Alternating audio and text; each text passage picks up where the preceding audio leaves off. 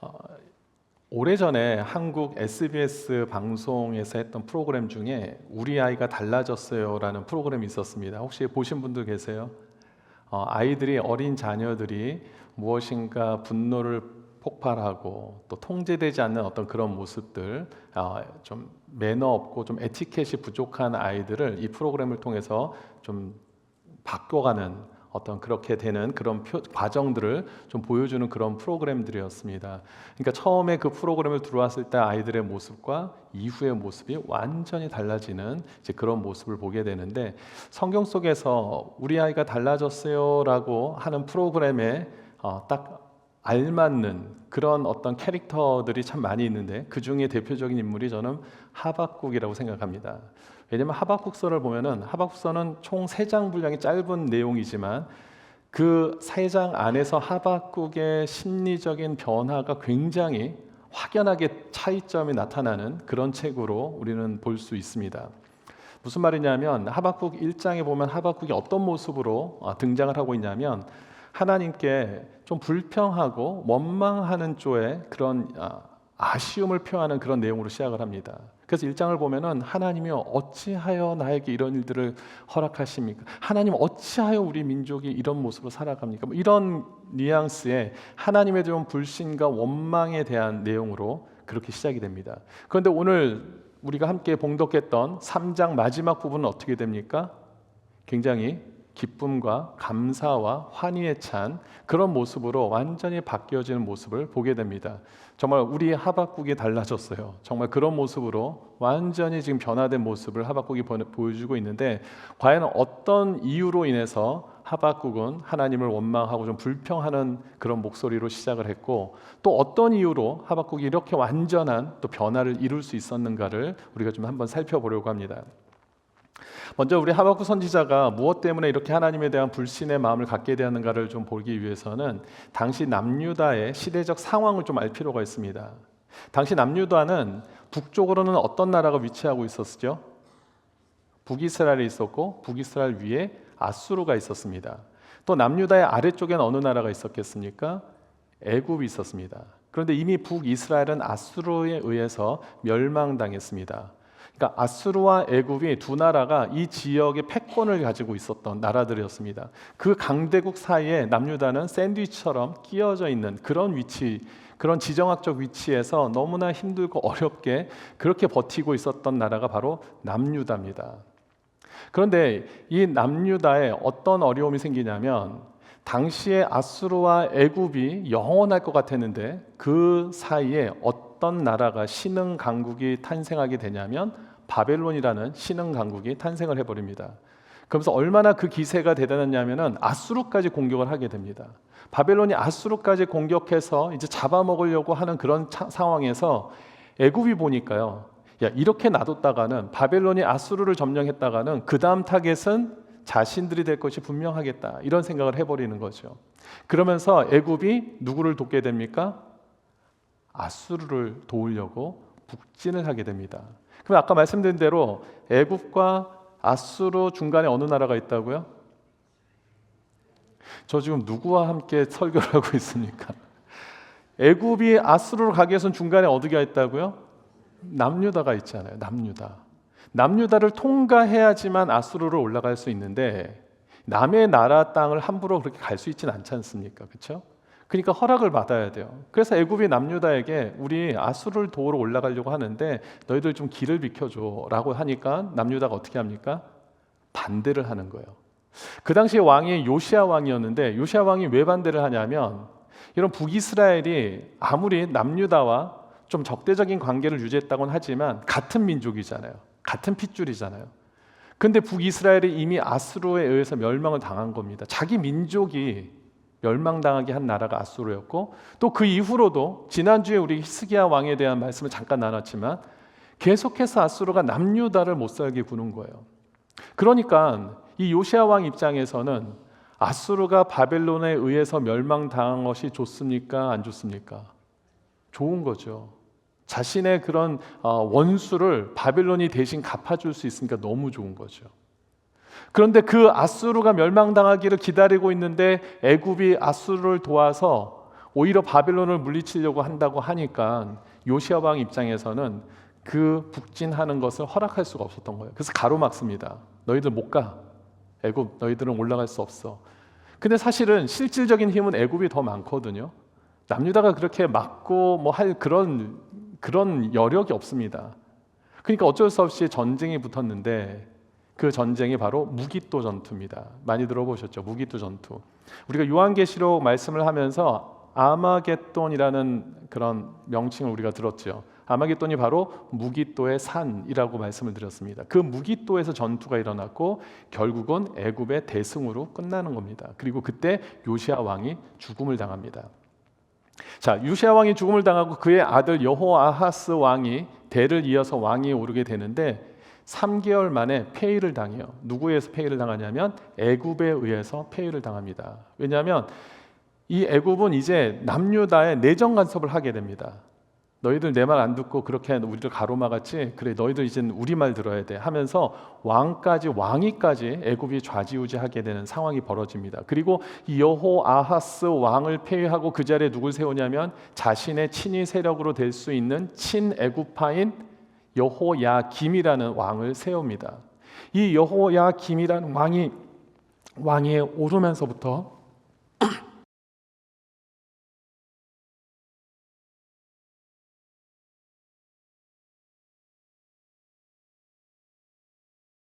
죄송합니다. 여호야김 왕이 되면서부터 이 남유다의 영적 타락의 길이 완전히 그냥 내리막길을 걷게 됩니다.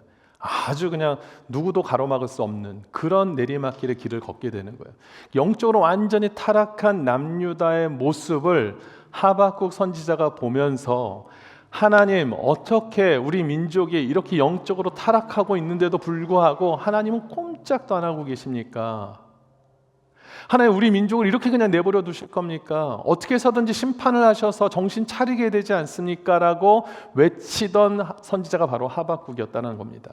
그러니까 하박국은 자신의 개인의 문제로 인해서 하나님께 원망하고 불평한 것은 아니었지만 그래도 하나님이 하시는 일들에 대해서 뭔가 의심을 갖고 있었던 거죠. 완전하게 믿지를 못하고 있는 거예요. 그래서 그렇게 하나님 앞에 매달리면서 하나님 우리 민족을 심판해달라고 그렇게 외쳤던 선지자였습니다. 그러니까 우리 구약 성경에 나오는 선지자들과는 완전히 다른 모습이죠. 사실 구약에 나온 선지자들은 어떻습니까? 하나님이 심판하실 것을 예언하는 역할을 했던 것이 구약의 선지자들이었는데 이 하박국은 어떻습니까? 오히려 하나님께 심판을 해달라고 애원하는 모습으로 나오는 선지자가 바로 하박국입니다. 이전의 구약의 선지자들과는 완전히 다른 모습으로 하나님 앞에 그렇게 나아갔습니다.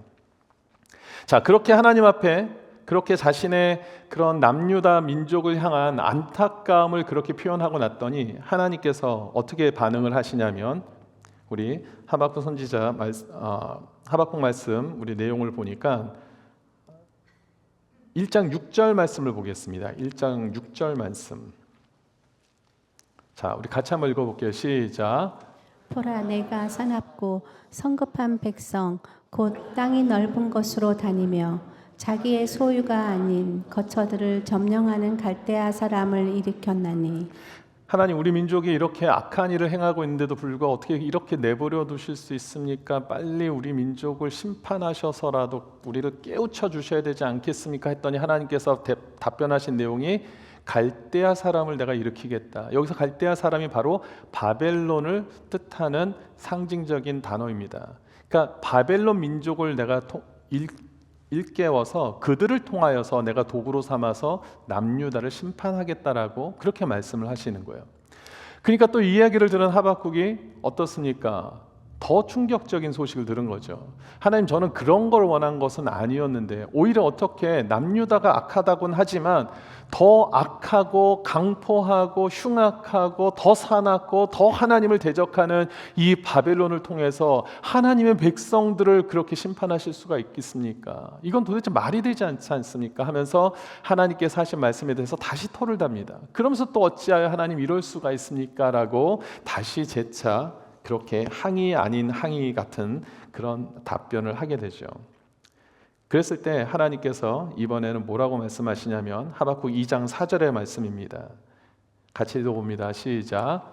보라, 그의 마음은 교만하며 그 속에서 정직하지 못하나 의인은 그의 믿음으로 말미암아 살리라. 우리가 너무나 많이 들었던 말씀이죠. 의인은 믿음으로 말미암아 산다.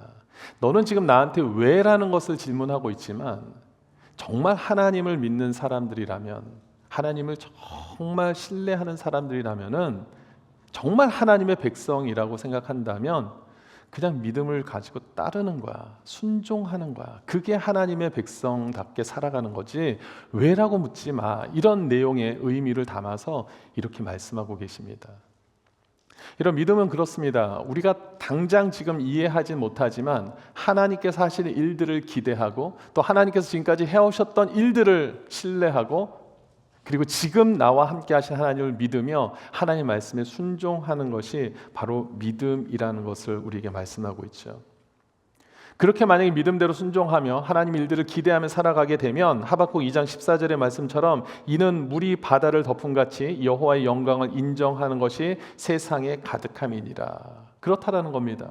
하나님의 때가 되면 반드시 세상은 하나님의 영광을 올려드리는 그런 일들이 벌어질 것이야. 그러니까 다시 말하면 이 남유다가 결국은 회복될 것이다라는 말씀을 하시는 겁니다. 하나님의 나라는 반드시 회복되게 되어 있다. 지금 그 이야기를 지금 하박국 선지자를 통하여서 하나님께서 주시고 계시는 것이죠. 우리 보통 우리 어르신들 그런 말씀을 많이 하시잖아요. 젊은 분들에게 막 훈육하고 권면을 하는데 젊은 세대들이 잘 못 알아들으면 뭐라 그럽니까? 너도 내 나이 돼봐. 너도 내 나이 돼봐. 그러면 이해할 거야. 이런 우리가 그 때가 되지 않으면, 그 시기가 되지 않고서는 깨달을 수 없는 일들이 너무 많잖아요. 사실 그렇지 않습니까? 이 자리에 저보다 더 많은 세상의 그 연수를 살아가고 계시는 분들 입장에서 충분히 이해되시죠. 그때가 되지 않으면, 나 때가 되지 않으면 아무리 얘기를 해도 이해될 수 없는 그런 많은 것들이 있지 않습니까? 그때가 돼봐야만 알 수 있는 것들. 지금 하나님께서 말씀하시는 거예요. 하나님의 때에 이룰 수 있는 것들을 지금은 너가 이해할 수는 없지. 그런데 그것을 믿고 한번 따라와봐. 지금 하박국 선지자에게 지금 그 이야기를 하고 있습니다. 결국 하박국이 하나님과의 이런 대화를 통하여서 하나님에 대한 믿음이, 하나님에 대한 신뢰가 회복이 되기 시작합니다. 그렇구나. 하나님이 하시는 그 일들을 내가 바라봐야 되는구나. 우리 하나님은 그렇게 하나님의 뜻을 반드시 이루시는 하나님이시구나라는 것을 믿음으로 확신하게 됐습니다. 확신하게 되니까 그 다음부터는 그 모든 상황 때문에 감사하고 불평할 것이 아니라 모든 상황을 뛰어넘어서 역사하시는 하나님으로 인하여 기뻐하고 감사하게 나아가는 것입니다. 여러분, 하박국 선지자가 17절의 말씀에 무엇을 감사하고 있습니까? 17절 말씀, 오늘 본문 17절 말씀 한번 보여주시면 어떤 이유로 감사합니까? 비록 무화과 나무가 무성하지 못하며 포도나무의 열매가 없으며 감람나무의 소출이 없으며 밭에 먹을 것이 없으며 우리의 양이 없으며 외양간에 소가 없을지라도. 여러분, 이게 도대체 감사의 제목이 될 수 있습니까? 오늘 여러분들이 드린 감사헌금 봉투를 보면서 제가 어떤 감사의 내용을 적으셨을지 제가 이제 보게 될 텐데, 그리고 여러분들과 함께 나누게 될 텐데, 여러분 저런 이유로 감사를 하신 분들 계십니까? 사실 없으시잖아요. 저도 그렇게 적진 않았습니다.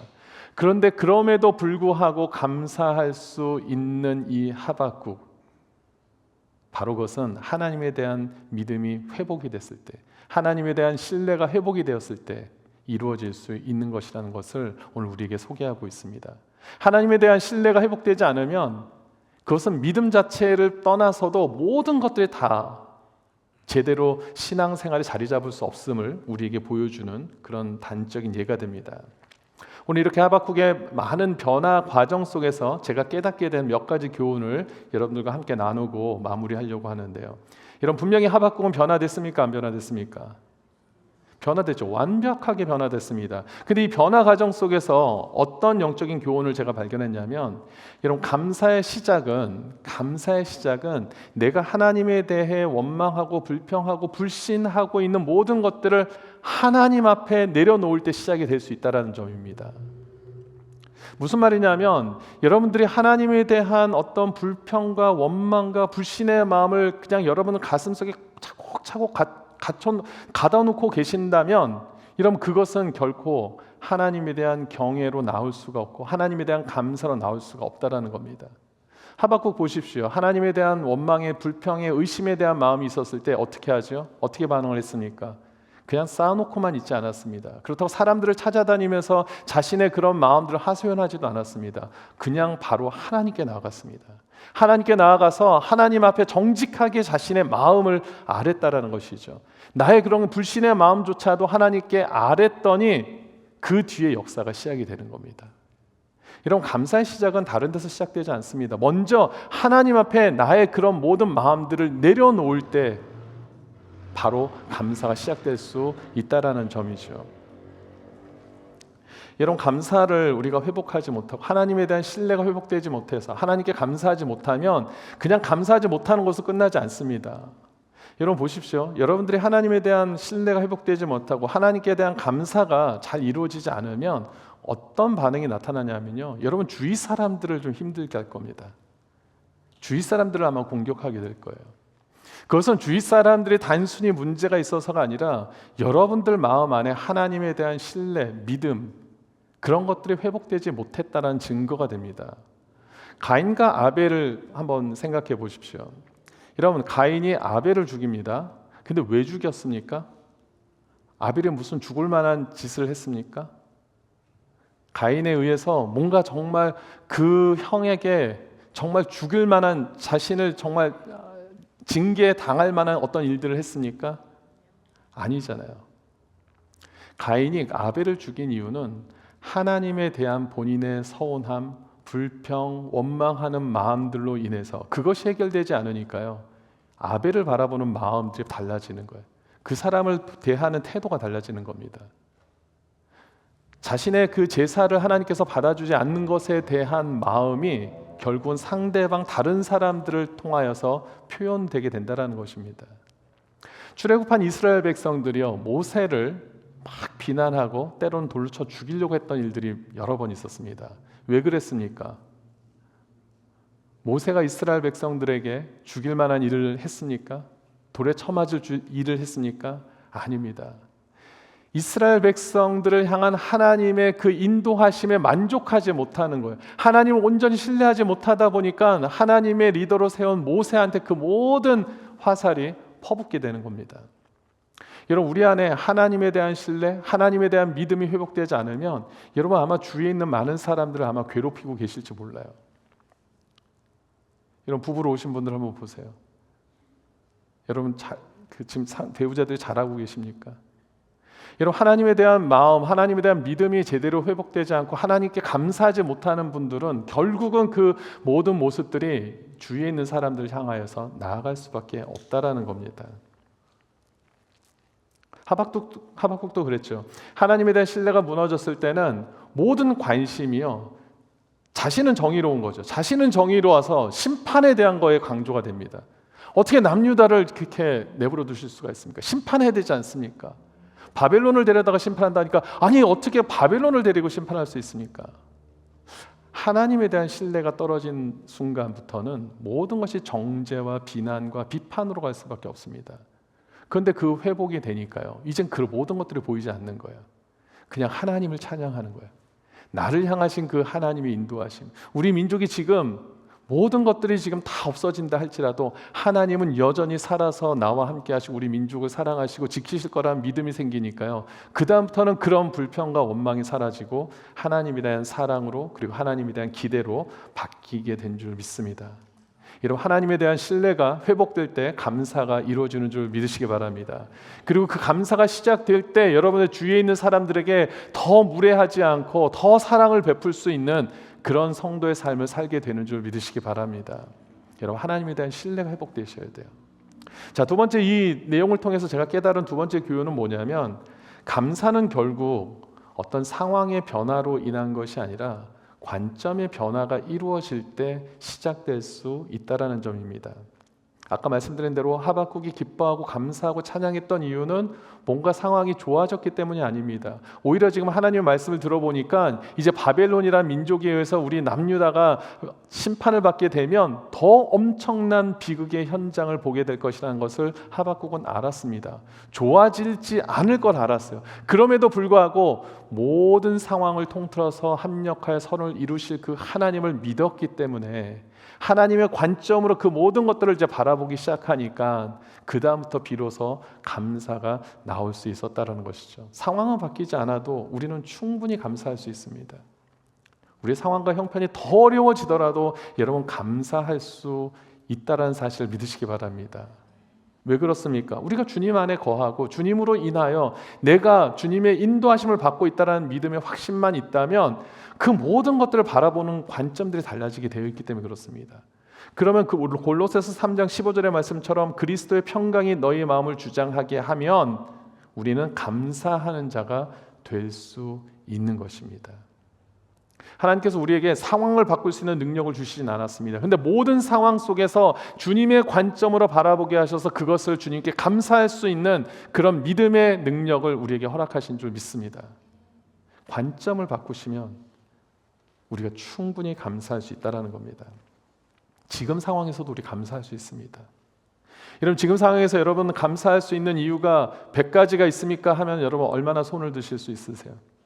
100가지는 아니고요. 100가지 손 드셨어요. 몇 분들? 예.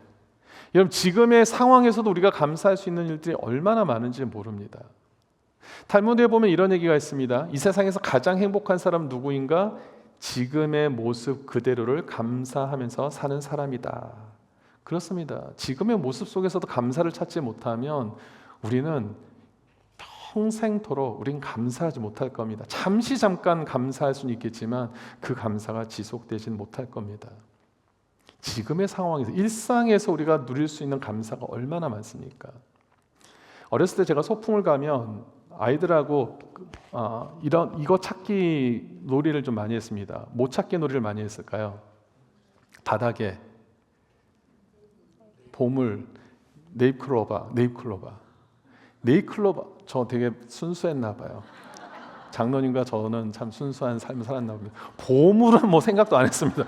저 그렇게 보물은 생각도 안 했고 저 정말 그냥 소박했습니다. 예. 네잎클로바를 막 찾는 거 막 애들하고 많이 했었거든요. 그 네잎클로버가 애들이 막 그러는 거예요. 야, 이거는 행운이란 뜻이 있다는 거예요. 맞습니까? 네잎클로버가 행운이란 뜻이 있대요. 그래서 막 소풍 가면 다른 거 안 하고 전 보물 필요 없었어요. 네잎클로버만 찾으면 됐었어요. 근데 그거 아세요? 세잎클로버는 행복이라는 의미를 갖고 있대요. 우리가 어쩌다 진짜 하나 발견할까 말까 행운을 찾느라고 우리 일상에 널려져 있는 행복한 순간들을 혹시 놓치고 계시진 않습니까? 우리 일상에서도요 너무나 하나님께 감사할 일들이 많습니다. 여러분 오늘 주일날 이렇게 교회 나와서 예배 드리신 거 감사하지 않습니까? 그리고 제 얼굴을 보신 거 감사하지 않으세요? 오늘 이렇게 감사해요. 지금 표정을 보니까 내부는 지금 웃지도 않으시고 계속 여러분 모든 것이 다 감사하잖아요. 일상에서도 우리는 감사할 수 있어야 됩니다. 저 여러분들 그 일상에서 누릴 수 있는 그 감사를 놓치고 뭔가 특별한 어쩌다 한번 주어질까 말까 어떤 그런 것들에 우리가 집착하고 있느라고 우리가 감사를 못한다면 얼마나 불행한 일입니까? 제가 사진 하나를 말씀을 준비하다가 하나를 찾았는데요. 한번 보여주시면 좋겠습니다. 잘 보이시나요? 지금 어떤 그림이냐면 죄수들이 그 감옥에서 그림을 그리는 겁니다. 그런데 왼쪽에 있는 죄수는 뭘 그리고 있습니까? 감옥의 창틀을 그리고 있어요. 오른쪽에 있는 죄수는 무엇을 그리고 있습니까? 창틀 너머에 있는 뷰, 아름다운 그 산과 정원, 나무들 이런 것들을 그리고 있죠. 지금 같은 것을 봤지만 어떤 사람은 그냥 창틀만 보일 수 있습니다. 하지만 관점을 바꿔보면 창틀 뒤에 넘어 있는 그런 아름다운 풍경을 보면서 아 좋다 그러면서 그릴 수 있겠죠. 여러분들은 지금 어떤 것을 보는지가 중요한 게 아니라 어떻게 보는지에 대해서 우리가 함께 마음을 좀 써야 된다고 생각합니다. 여러분, 같은 상황이지만 우린 다른 결과를 낼 수 있습니다. 같은 거지만 누구는 불평하고 있을 수 있고 누구는 그것 때문에 감사할 수 있는 것입니다. 그것은 상황의 문제가 아니라 내 관점입니다. 제가 어떤 컬럼을 읽다가 보니까 그런 내용이 있습니다. 여러분들이 누군가 초대를 받으셔서 어떤 집에 가서 식사를 하러 갔는데 그 집에 막 이렇게 테이블 위에 먼지가 있고 뭐 지저분한 게 보이고 뭐 TV 화면에 막 스크린에 먼지가 껴 있는 것이 보인다면 다음부터 그 집을 가지 말라는 거예요. 왜 그럴까요? 그 집이 더러워서? 아니요. 그 칼럼에 보니까 그렇게 시간을 들이고 그 사람을 생각해서 배려해서 자신의 집을 오픈해서 음식을 준비하고 환대를 해주는 그 사람의 마음을 보는 것이 아니라 그 집의 단점들을 보기 시작하는 그 당신의 문제가 있기 때문에 아직 당신은 그런 환대를 받을 자격이 없으니 가지 말라는 그런 어떤 칼럼의 내용을 좀 보았습니다. 굉장히 참 의미 있는 글이었다고 생각합니다. 우리가 어떻게 모든 것들을 바라보냐에 따라서, 관점에 따라서 우리는 감사할 수도 있고 불평할 수도 있습니다. 또 한 가지, 또 우리 감사절이라서 제가 여기에 관련된 좀 자료들을 보다 보니까 좋은 글들이 있어서 하나만 더 소개를 하고 이제 말씀을 좀 정리하려고 합니다. 바꾸어 생각해 보면이라는 제목의 또 칼럼이 있는데 그 중에 제가 일부만, 여러 개가 있는데 한번 소개를 해볼게요. 여러분 어떠신지 한번 들어보십시오.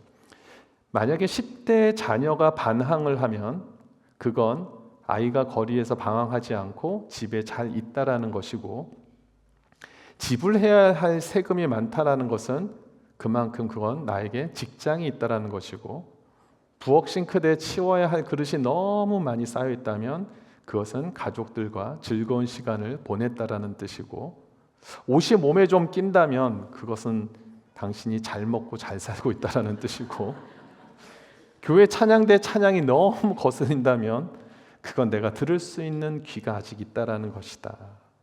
그러면서 이렇게 마지막에 마무리를 합니다. 마음속에 나도 모르게 일궈진 불평, 불만들 바꾸어 생각해 보면 또 감사한 일이라는 것을, 이렇게 그 글은 마무리하고 있습니다. 이 글을 쓴 분이 크리스찬인지 아닌지는 제가 잘 모르겠지만 굉장히 저희들에게 주는 그런 메시지가 좀 있죠. 오늘 말씀의 전체적인 맥락이 그렇습니다. 우리가 하나님에 대한 의심, 혹시 불신, 원망, 불평한 마음들이 우리 마음이 있으면요, 절대 감사가 나오지 않습니다.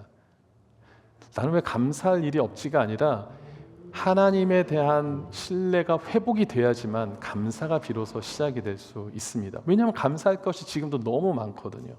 그런데 그것이 하나님에 대한 불신으로 가로막혀 있는 순간 그것들이 감사로 보이지 않는 거예요. 먼저 우리 모든 성도님들이 하나님에 대한 신뢰가 회복될 수 있게 되기를 주님 이름으로 축원드립니다. 그리고 그런 마음이 있을 때마다 그것을 마음에 묻혀두지 마시고 주님 앞에 아뢰십시오. 사람들을 찾아다니면서 붙잡고 막 하소연하지 마시고 주님 앞에 나아가서 아뢰십시오. 그럼 주님께서 주님의 뜻을 반드시 보이실 겁니다. 주님의 길을 보이실 거예요. 그런 가운데 우리가 회복되기 시작하면 주님이 주신 평강 안에서 모든 것들을 바라보는 관점이 달라지게 됩니다. 그럼 모든 것이 다 감사할 조건임을 깨닫게 되겠죠. 물론 그것이 어려운 걸 압니다. 하지만 분명히 주님은 그렇게 살 수 있도록, 또 살기를 또한 원하시는 줄 믿습니다. 여러분, 우리가 이 시간 주님에 대한 믿음과 신뢰가 회복되어져서 더 우리가 지금 일상에 누리고 있는 많은 것들을 날마다 주님에게 감사하고, 또 그 감사한 마음으로 우리 주위의 많은 사람들을 섬기고 사랑하고 베풀 수 있는 우리 모든 더블레스교회 성도님 되시기를 주님 이름으로 축원드립니다. 아멘.